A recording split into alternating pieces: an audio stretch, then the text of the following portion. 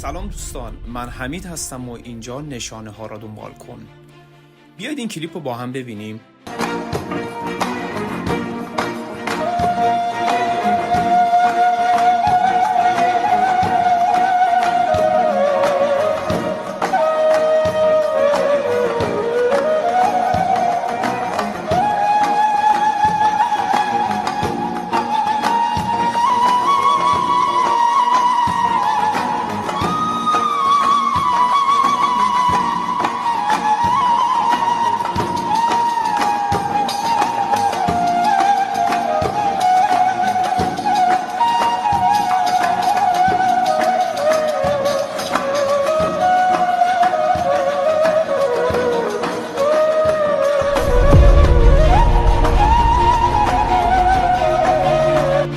در پایان ویدیو میبینیم که گفته شده خدا انعکاس درون ماست.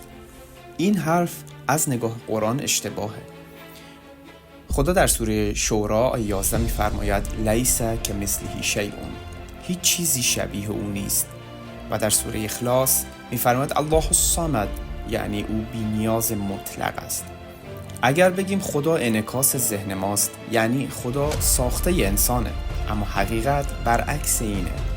ما مخلوق خدا هستیم، نه اون مخلوق ما.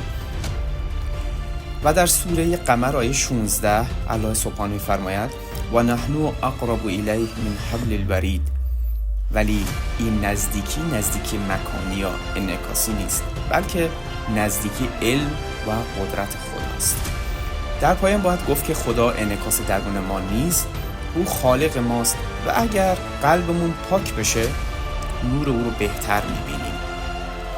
خیلی ممنونم که تا پایان ویدیو همراه ما بودید. تا ویدیو بعد، خدا نگهدار.